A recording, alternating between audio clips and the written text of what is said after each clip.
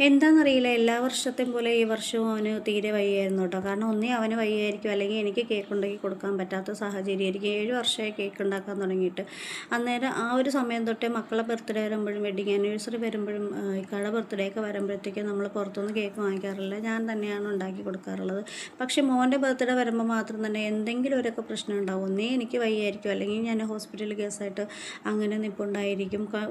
ചിലപ്പോൾ ഷോപ്പിൽ നിന്നായിരിക്കും ചിലപ്പോൾ കേക്കൊക്കെ മേടിച്ച് കൊടുക്കുന്നുണ്ടാവും. അങ്ങനെ എല്ലാവർക്കും ഉണ്ടാക്കി കൊടുത്തിട്ട് മോന് മാത്രം അങ്ങനെ കൊടുക്കാതിരിക്കുന്നത് എന്നുള്ള ചിന്തയിൽ ഈ പ്രാവശ്യം ഞാൻ അങ്ങനെയല്ല, നേരത്തെ കൂട്ടി തന്നെ എല്ലാം റെഡിയാക്കി വെച്ചിട്ടുണ്ടായിരുന്നു. അത് കാരണം എന്തായി, തലേ ദിവസമേ നൈറ്റ് ആയപ്പോഴത്തേക്ക് ചെറിയ ഒരു ടെമ്പറേച്ചർ ഉണ്ടായിരുന്നു. ഗുളികയൊക്കെ കൊടുത്തു മാറാനുള്ള അങ്ങനെ തന്നെയാണ് ചെയ്യുന്നത്. കാരണം വീട്ടിലുള്ള എന്തെങ്കിലും മരുന്ന് കൊടുത്ത് ആദ്യം ഒന്ന് ക്ലിയർ ചെയ്തിട്ട് കുറവില്ലെങ്കിലാണ് ഹോസ്പിറ്റലിൽ കൊണ്ടുപോകുന്നത്. അതുപോലെ തന്നെയാണ് ഇപ്രാവശ്യം ചെയ്തിട്ടുണ്ടായിരുന്നത് കേട്ടോ. കാരണം പിന്നെ രാവിലെയൊക്കെ ആയപ്പോഴത്തേക്കും വലിയ കുഴപ്പമില്ലായിരുന്നു, പിന്നെ വയറുവേദന ഉണ്ടായിരുന്നു. അത് കഴിഞ്ഞതിന് ശേഷം ഞാൻ കേക്കൊക്കെ നേരത്തെ കാലത്തെ ഉണ്ടാക്കി വെച്ചു. കാരണം എന്താ എപ്പോഴാണ് പ്രശ്നങ്ങൾ വരിക എന്ന് അറിയാൻ പറ്റത്തില്ല. കാരണം എല്ലാ വർഷവും അങ്ങനെ ആയതുകൊണ്ട് എനിക്കും മനസ്സിലൊരിതുണ്ടായിരുന്നു കേട്ടോ. അത് കാരണം നേരത്തെ ഉണ്ടാക്കി വെച്ചിട്ടുണ്ടായിരുന്നേ. പിന്നെ അതൊക്കെ കഴിഞ്ഞതിന് ശേഷം ഒരു ഉച്ചയൊക്കെ കഴിഞ്ഞതിന് ശേഷം മോന് അത്യാവശ്യം നല്ല പനിയുണ്ടായിരുന്നു. മരുന്നൊക്കെ കൊടുത്ത് പിന്നെ രാത്രി ആയപ്പോഴത്തേക്കും നല്ല ടെമ്പറേച്ചറൊക്കെ കയറിയിട്ടുണ്ടായിരുന്നു. നല്ല എണീറ്റ് നിൽക്കാൻ പോലും വയ്യാത്തൊരവസ്ഥയായിരുന്നു. പിന്നെ അത് കഴിഞ്ഞതിന് ശേഷം മോന് അവൻ്റെ ഒരു ആഗ്രഹം ആയതുകൊണ്ട് ഞങ്ങൾ കേക്ക് കട്ട് ചെയ്ത് കുറച്ച്, അതായത് ഒരല്പം തന്നെയാണ് മധുരം എന്നുള്ള രീതിയിൽ വായിൽ വെച്ചിട്ട് കൊടുത്തിട്ടുണ്ടായിരുന്നത്.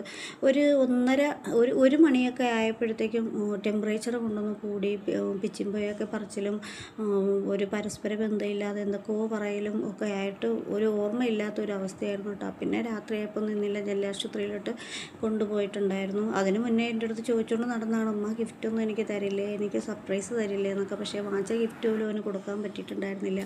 നേരെ ഹോസ്പിറ്റലിലാണ് പോയിട്ടുണ്ടായിരുന്നത്. അവിടെ നിന്ന് നേരെ അവർ തൈക്കാടാണ് വിട്ടിട്ടുണ്ടായിരുന്നത്. കാരണം പീഡിയാട്രിഷനെ കാണിക്കണമെന്ന് പറഞ്ഞിട്ട് അവിടെയാണ് പോയിട്ടുണ്ടായിരുന്നത് കേട്ടോ. പിന്നെ പോയ ഉടനെ ടെമ്പറേച്ചറൊക്കെ ടെസ്റ്റ് ചെയ്തു. കാരണം 102 ഡിഗ്രി പനി ഉണ്ടായിരുന്നു കേട്ടോ.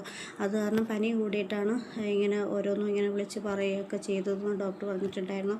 പിന്നെ വെളുക്ക മൊത്തം തുടച്ചെടുക്കലും പിന്നെ BP നോക്കലും, പിന്നെ അവർ ഓക്സിജൻ്റെ അളവൊക്കെ നോക്കി അത്യാവശ്യം ഒന്ന് കുറഞ്ഞതിന് ശേഷമാണ് കേട്ടോ നമ്മളെ വീട്ടിൽ വിട്ടിട്ടുണ്ടായിരുന്നത്. തിരിച്ചു വന്ന സമയത്ത് നല്ല മഴയുണ്ടായിരുന്നു. വീടെത്തിയ സമയത്തൊരു 4:30 ആയിട്ടുണ്ടായിരുന്നേ. അപ്പം കുട്ടികൾക്ക് എന്തെങ്കിലും വരുമ്പോൾ നമുക്ക് വല്ലാത്തൊരു വിഷമമാണ്. അങ്ങനെ ഈ വർഷത്തെ ബർത്ത്ഡേയും ഇങ്ങനെ അങ്ങ് പോയി. പിന്നെ പിറ്റേ ദിവസം കുറച്ചൊന്ന് ഓക്കെ ആയതിന് ശേഷമാണ് കേട്ടോ ഞാൻ അവൻ്റെ ഗിഫ്റ്റ് എടുത്ത് കൊടുത്തത്. കാരണം മോന് വാച്ചാണ് വാങ്ങിച്ചിട്ടുണ്ടായിരുന്നത്. ഒരാഴ്ചയ്ക്ക് മുന്നേ തന്നെ ഞാൻ ഓർഡർ ചെയ്ത് മീഷോയിൽ നിന്ന് മേടിച്ച് വെച്ചിട്ടുണ്ടായിരുന്നു വാച്ച്. കാരണം അവന് ഭയങ്കര ഇഷ്ടമാണ് വാച്ച്. അത് കാരണം വാച്ചാണ് വാങ്ങിച്ച് കൊടുത്തിട്ടുണ്ടായിരുന്നത്. കഴിഞ്ഞ പ്രാവശ്യം ഉടുപ്പാണ് കേട്ടോ വാങ്ങിച്ച് കൊടുത്തിട്ടുണ്ടായിരുന്നത്. അങ്ങനെ ആ ഒരു വയ്യായ്കയിൽ കൂടി ആ ഒരു ഗിഫ്റ്റ് വാങ്ങിച്ചിട്ട് അങ്ങനെ ഇരിക്കുകയാണ്.